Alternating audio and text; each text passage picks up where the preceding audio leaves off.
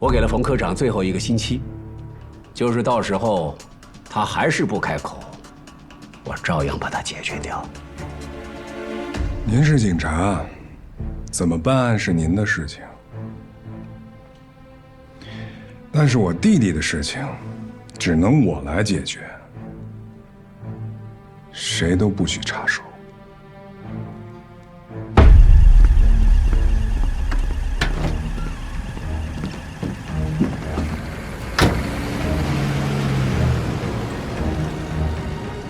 副局长，话没说怎么说，他知道华珍把那个女的藏那儿了吗？他还能怎么说？当然是否认得干干净净啊。那李健先生呢？李健说这是华家的家事。华良现在是西祥国货联营公司的代表，只要生意能继续，李健当然不会得罪了。那这不是把问题都抛给我们了吗？派2个人盯着华珍。您是怀疑那个女的在华珍手里？可是李健先生说这是华家的家事啊。华良明天一早就回南京了，是不是他的家事，盯了不就知道了吗？好的。我能够坐上这张牌桌，唯一的筹码，就是我能够为他们的交易提供保护。现在这个女人不见了，坏的全是我的事儿。最后被踢出局的，也只可能是我。华良说，他弟弟的事，只能由他来解决，谁也不能插手。但这是在上海，他的话说了不算。明白。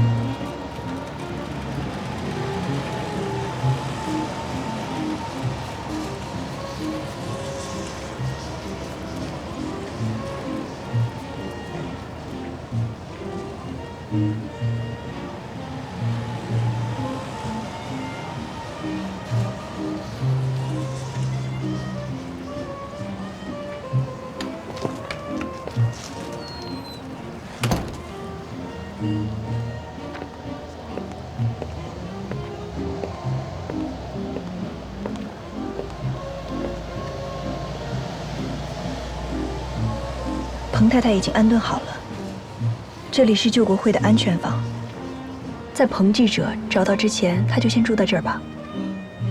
在法租界我也有个照应。好。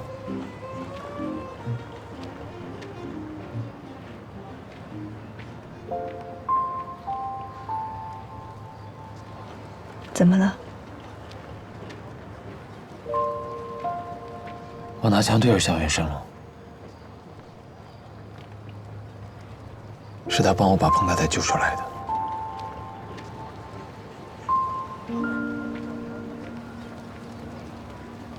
吃饭了吗？这儿附近有一家不错的法餐厅，走吧。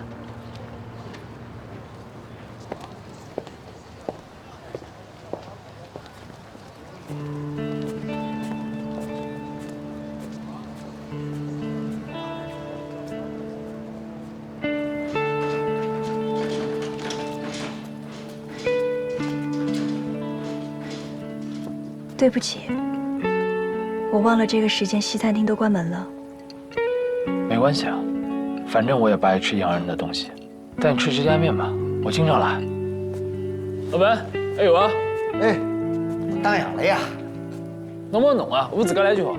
哎，好好，跟侬自家来啊。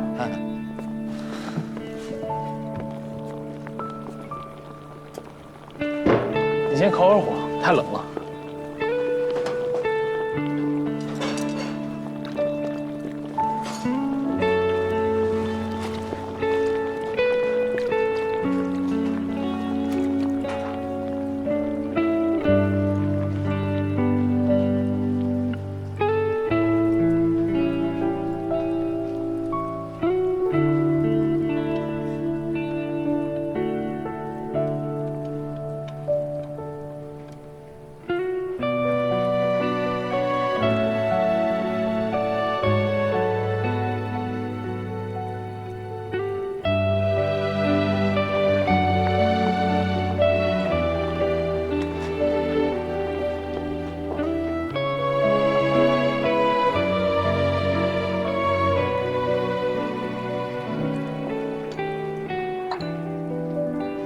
向远生已经听彭太太说了照片的事情了，他已经猜到了这件事情和他哥有关。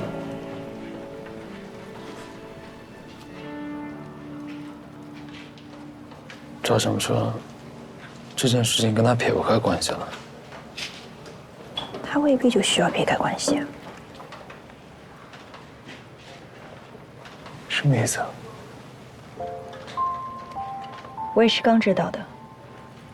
邓组长以前向组织提出过要发展向远生，但是之前考虑到风险太大，一直都没有启动计划。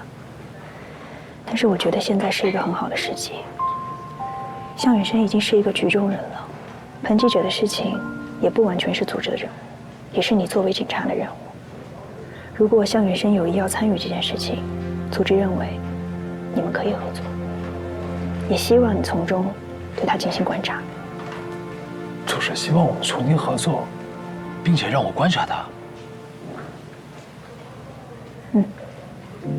组织怎么突然想起来让我做这件事情？我一点经验都没有。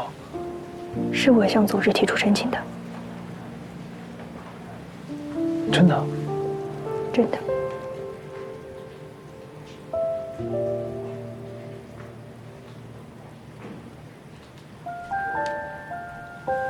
可是我今天刚刚拿枪对着他。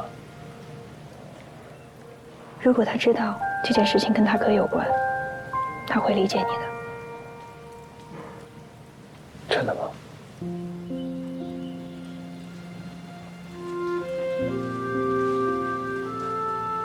希望会吧。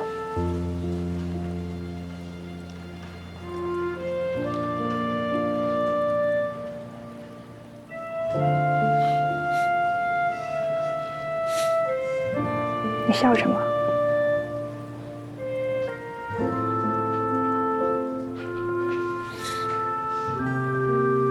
陈浩同志，你要好好练习一下你的表情控制了。还有，你的面都快糊了。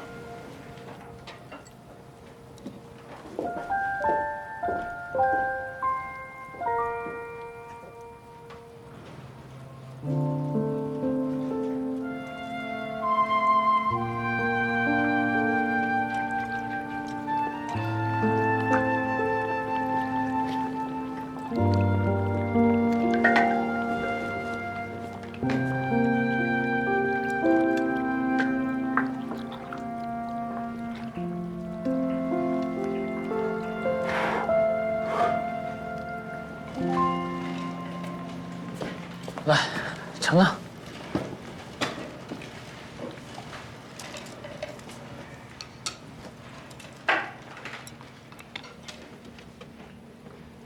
我吃过晚饭了。我虽然只会做面，但我做的面米刀领啊，什么叫米多林啊？就是好吃。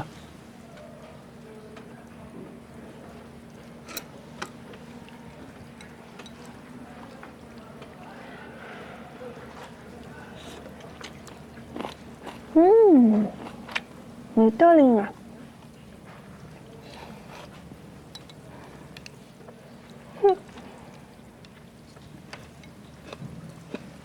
谢谢。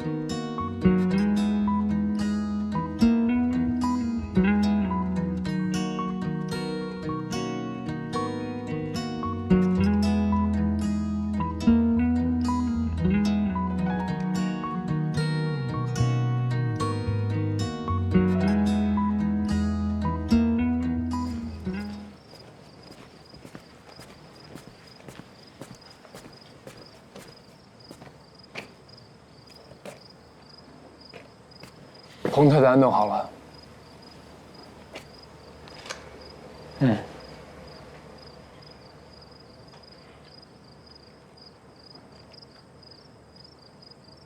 我听说了那张照片，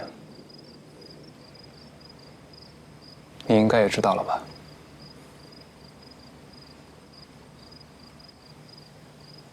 我哥和一个日本人，还有谭诗远在一起的照片。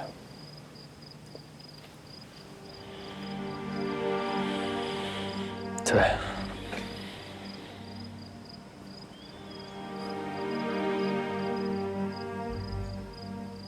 我回电雷学校的那段时间，我哥从南京来江阴找过我，表面上是给我送东西，却突然向我问起四所和彭记者的案子。他说他是在帮一个朋友打听彭记者的去处，但我知道我哥不会单纯的帮任何人打听任何事儿。因为他没有这样子的朋友。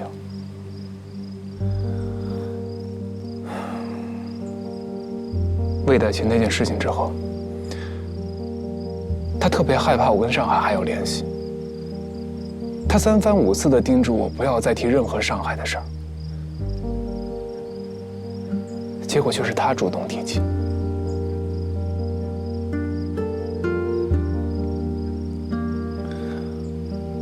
只有一种可能，那就是背后的事情已经威胁到了他，或者华家的利益。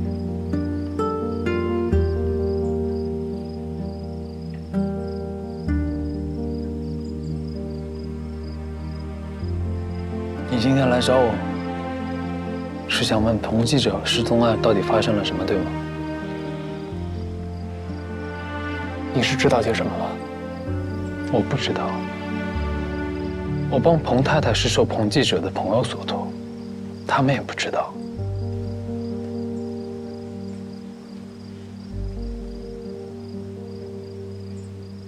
我哥跟我说，彭记者不是失踪，而是因为谋杀被秘密逮捕。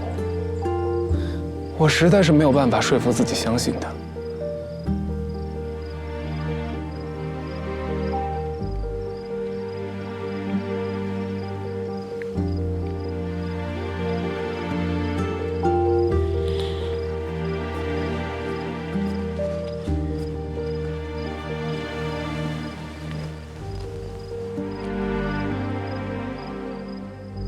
你真的对这件事这么好奇吗？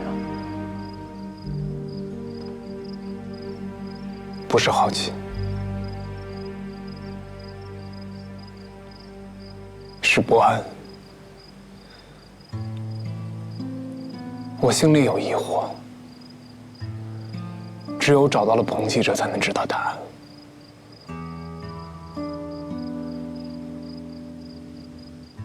我查这个案子，是因为我是警察，这是我的饭碗，也是我必须要做的事情。可你不一样，你已经回到学校，你有你的任务，接受舰艇、海上训练，这些事情跟彭记者失踪案没有任何关系。你真的要因为一个答案打乱自己的人生规划吗？虽然彭记者与我怎么规划自己的人生没有关系，但他失踪跟我哥有关，那这件事就跟我有关。我必须知道真相。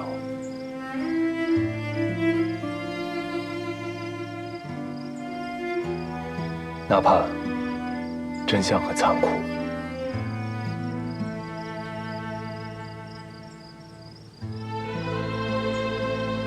要查也不是你一个人查。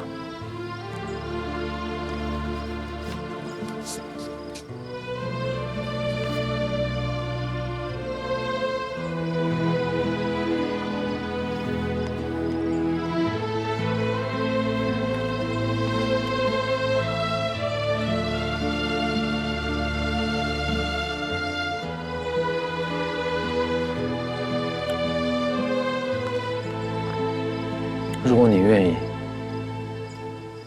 我们可以合作到找到彭记者为止，怎么样？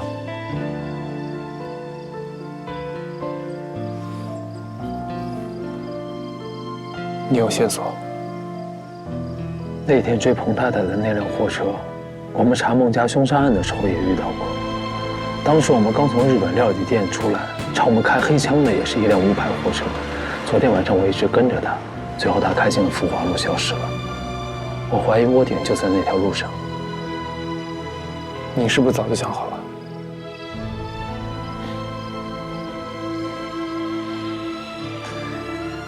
答应我，这件事情别跟二白他们说。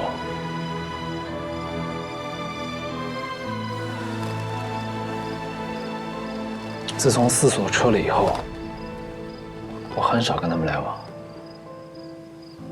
你怕给他们惹麻烦？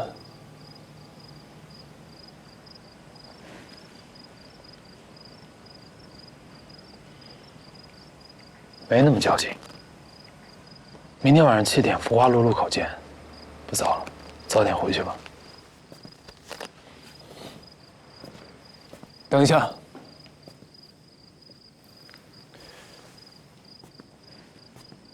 在医院的时候，为什么不直接告诉我？你如果说了，我一定会把人交给你的。哪个选择对你来说更难？什么？是用枪指着没得选，还是在帮哥哥跟帮我之间做一个选择更难？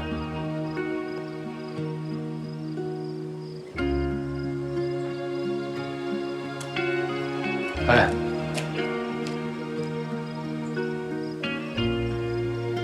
欢迎回来。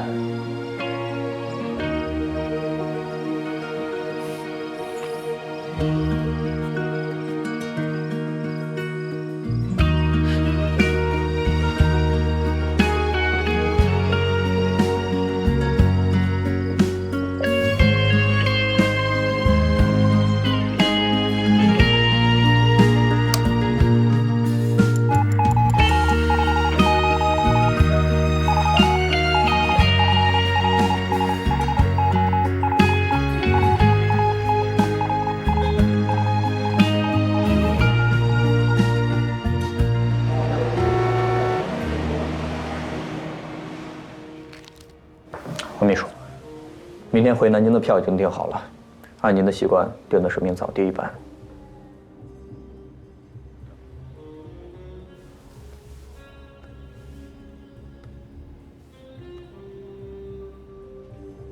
改成明天下午的吧。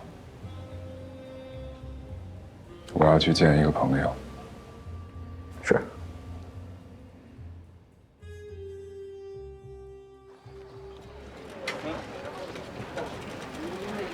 华珍，那天等你的女孩是你什么人呢？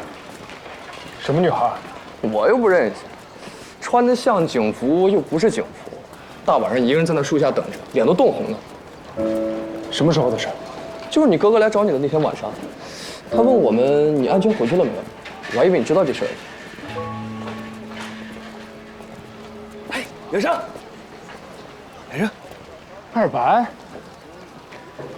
我朋友，你们先去。行，走吧。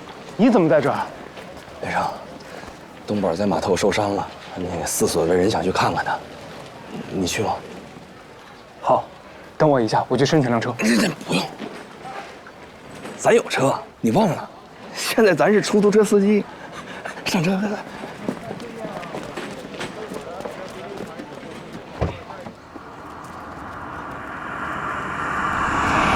东宝怎么受伤了？东宝在码头仓库干活，可能饭吃的太少了，东西又扛得太多，晕过去了，把手就给摔伤了。他有想过换个工作吗？换过，那孩子呀，当警察当出感情了，交了留用申请，一直在等着总局的分配。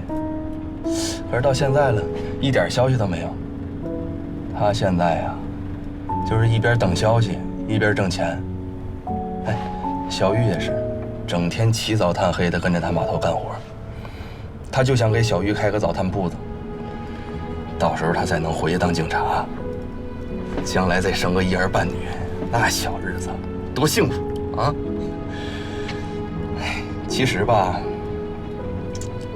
我们给东宝送东西啊，也不是因为他买不起，就是希望小两口把钱都攒起来，能够早点过上那种好点的日子。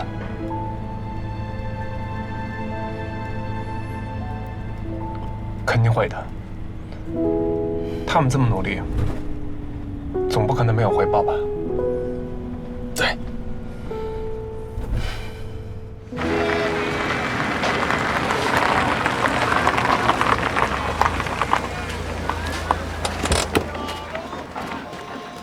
大白哥，绵绵，所长他们人呢？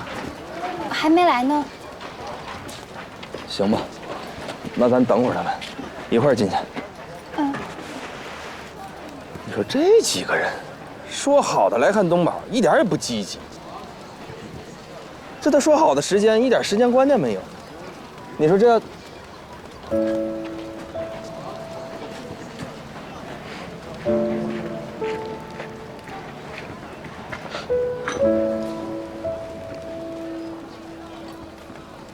我去路口看看他们。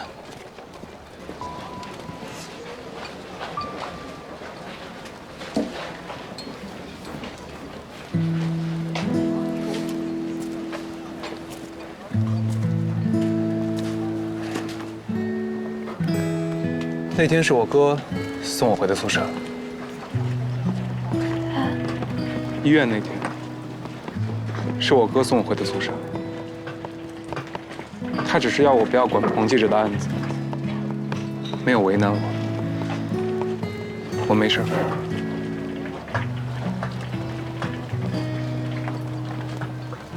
那天队长跟我说了你没事儿，我就直接回家了。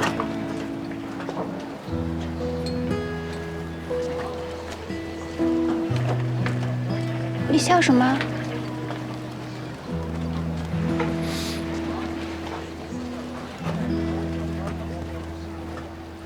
就等你们两个，你们两个一点时间观念也没有。来晚了，来晚了。老规矩啊。我的，我的。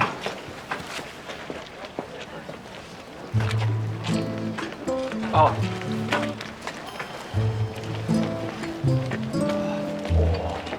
哎呀！啊！走。哇！这么多钱！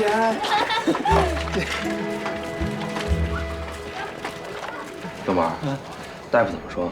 啊，大夫说没啥事儿，就是休养2天就行了。这你看，我跟你说，别不当个事儿啊！伤筋动骨100天，你就好好歇着啊！有什么活我们都帮你干了，好吧？对，谢谢所长，谢谢所长，二白哥，你们先喝水，我再喝点热，不用了，别忙活了。身子。没事，你看这我这就是应该说。哎，这大家的点心。明明姐，你这是做什么？你收好，这我不能收。东宝说过不能再有你们姐姐了。我是不是你姐？是你姐就得听我的，来拿着。东宝，这明明姐又给我们塞钱了。东宝干什么呀你？明明使不得，这收起来。你们每次来都给我们带那么多东西，还给我们塞钱，这次不行，说啥不行？你说。那我们隔三差五来吃饭，那不花钱呐？对呀，我们饭钱这是。不是你们每次来米面油粮都送了，你收啥钱嘛？听二白说，你和小玉想开个早餐铺子，这就当是我们的投资了。对，这是我们入股的钱，听话拿好。哎，你这要再不收，我们就走了啊！现在就走。这走什么走？都听我的啊！小玉，把这钱收着。东宝，收着。拿着。拿好。拿着吧。行，那这钱我就拿着了，但是咱得说好了啊。你们以后每次来，我就拿这钱给大家买肉，做红烧肉吃，这总行了吧？一说红烧肉，我这真有点饿了。那我去做饭。快去做饭去。哎，所长啊，里边坐。别瞎忙叨了，你好好休息。没事，香姐哥您自己做啊。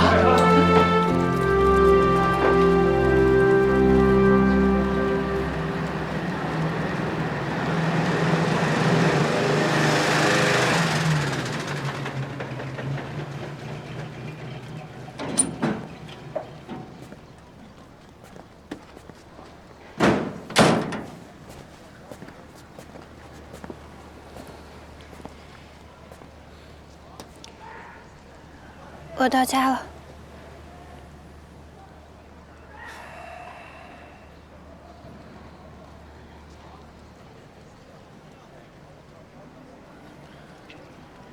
有时间谈谈吗？我不想谈。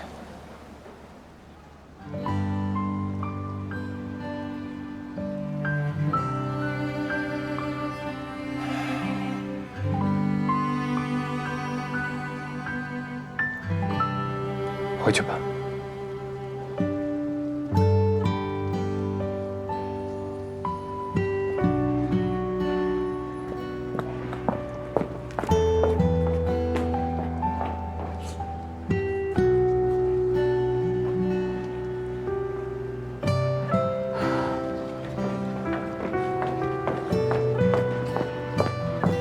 你为什么不给我写信？你没收到我的信。我等你的信等了1个星期、2个星期，等了1个多月。你现在突然回来有什么用？我们都已经各自往前走了。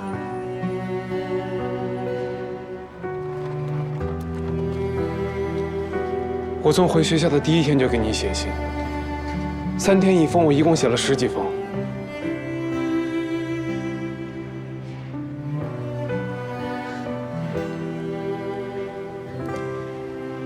你给我写信了？我写了，我也在等你的回信。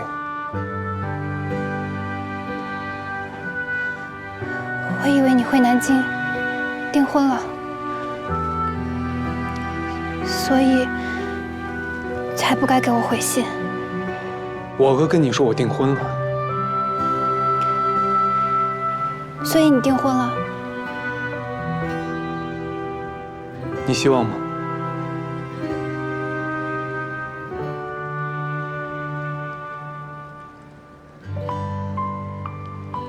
我不知道。那你就用你的木鱼脑袋好好想想，你遇到任何事你都可以直接告诉我，你想知道什么你就直接问我，你为什么要在那个地方自以为？你这脑袋里到底还藏了多少东西？我希望你订婚。你最好想清楚了再回答。我想得清楚的不能再清楚了。我在喜欢你之前，哪怕做什么事情都是最后1名，考警察考了3年也没有考上，但是我每天都很开心。可是我现在，我想稀里糊涂的都不行了。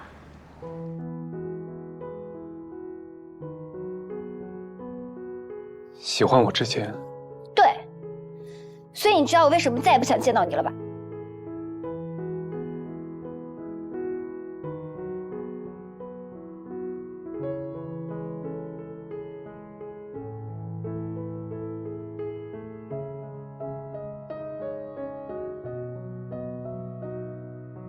如果有一天我不想见你，只可能是因为我不喜欢你了，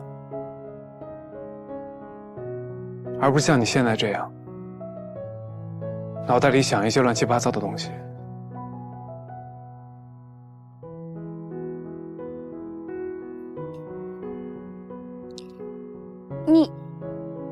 你说我想乱七八糟的东西，你说我木鱼脑袋，那你就不木鱼脑袋吗？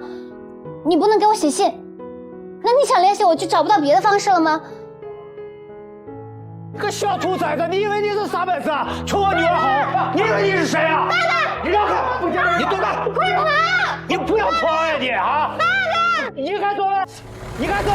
哎，你快快，你给我别哭啊！啊，你以为你是谁啊？爸爸，要刚度啊！小七。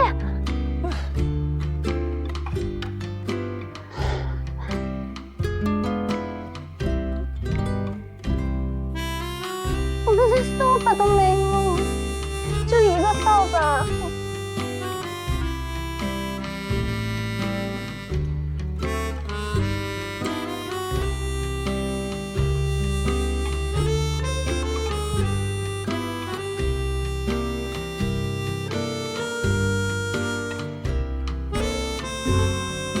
是不是不知道谁是姐姐谁是妹妹了？哥哥，你俩在叫他干嘛？管不着吗？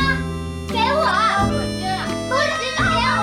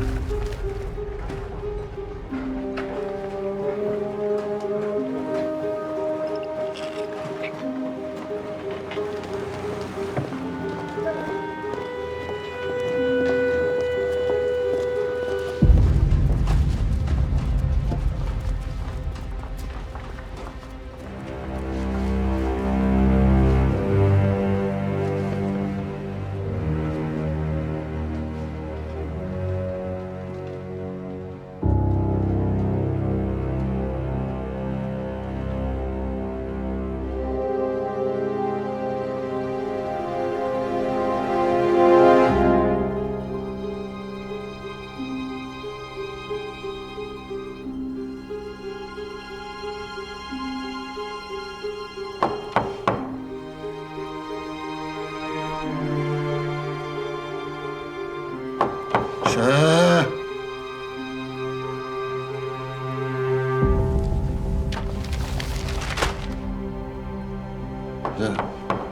等着，等着，等着。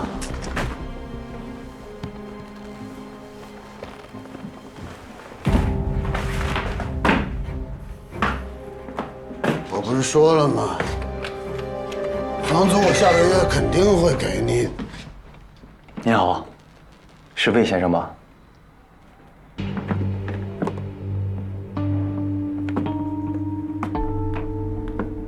你谁呀？我不认识你吧？我姓金，有人介绍我来拜访您。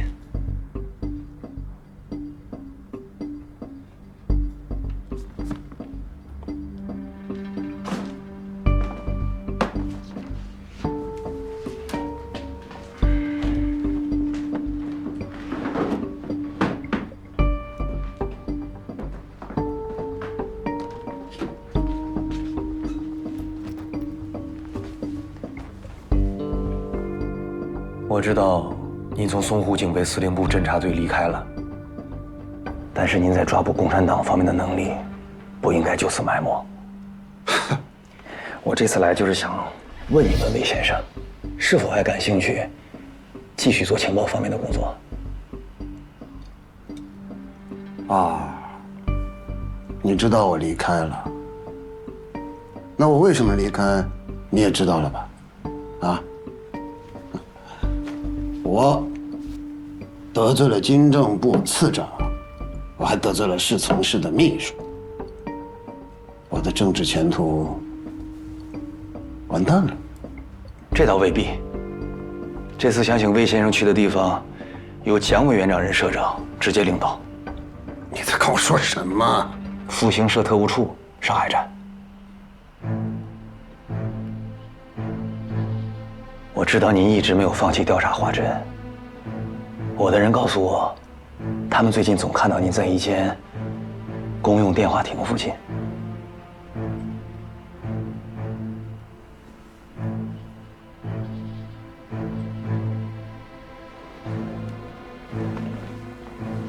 公用电话亭，那个公用电话亭是我调查华珍的时候的唯一疏漏。那个共产党张永金，当时他在医院里，他在9点06分的时候给这个公用电话亭打过电话。我当时把所有精力都放在了项羽生和皮带上，没有细查。后来我细细想了想，才反应过来，那姓张的被人捅成那个样子了，浑身流血，还要给一个公用电话亭打电话，为什么？因为这是他们的隐秘联络方式。换而言之，他的同党就在那个公用电话亭附近。那您现在就有机会弥补这个疏漏。华珍来上海了，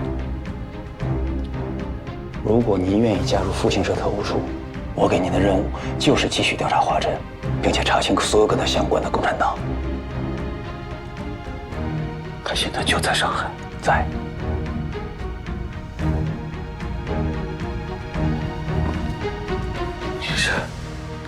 您是郭秘书长派我了，他来找我的。想跟您合作的可不止郭秘书长一位，我的老板姓于，大智若愚的愚。既然魏先生本来也打算继续调查华珍，那不如我们合作。这是一点经费，也是于先生的诚意。如果您愿意的话，明天就可以去报道。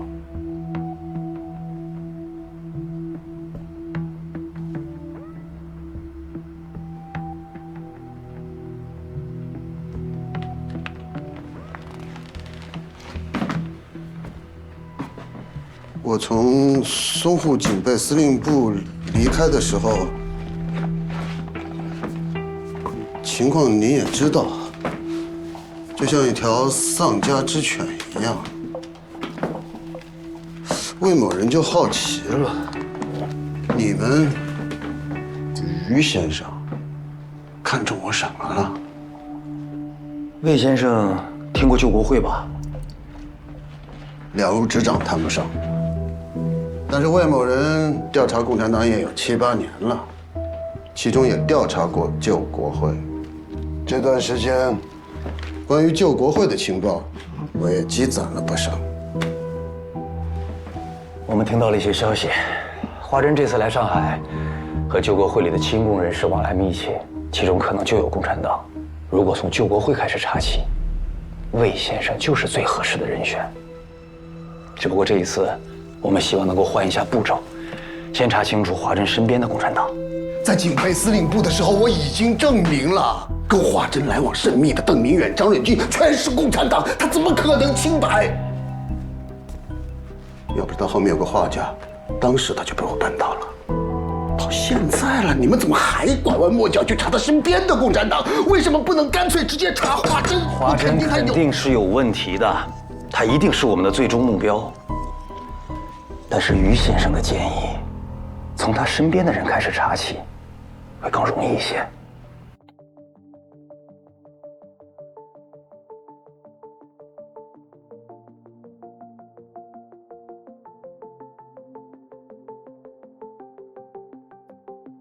如果我有能力，我拿出证据，我证明华珍就是共产党。你们，于先生，有没有能力保证画家不插手？于先生就是有这个能力，才让我来请您呢。于先生只有一个条件，这次侦查必须秘密进行。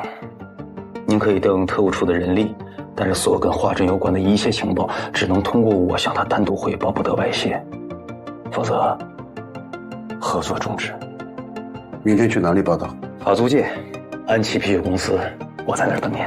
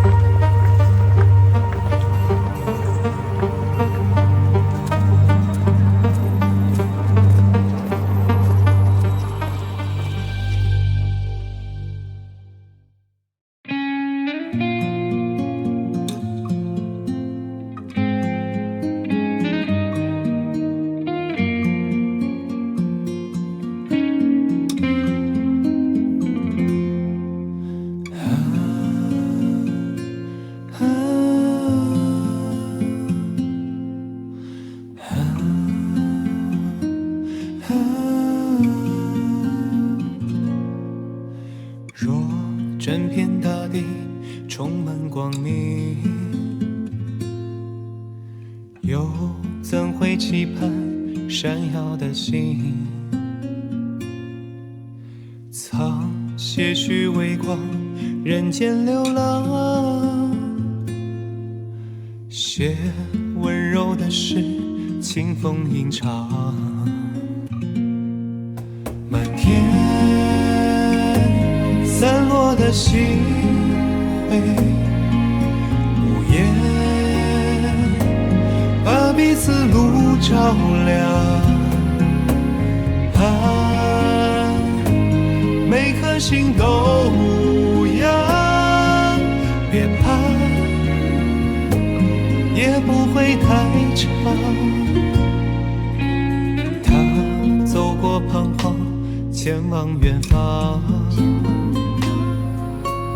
他踏着月光，寻找方向。风吹散孤单，又吹来无常。夜终将过去，黎明又明朗。满天散落的星辉，无言把彼此路照亮。爱每颗心都无恙，别怕，也不会太长，别怕，也不会太长。